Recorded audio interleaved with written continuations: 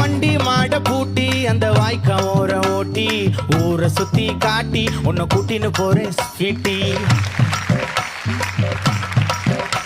நான் ரொம்ப கோபக்காரி, நீ சுத்துற ஒரு மாதிரி ஆடிக்காரி ஏறி நான் போக போறேன் சாரி. ஓ அப்படியா?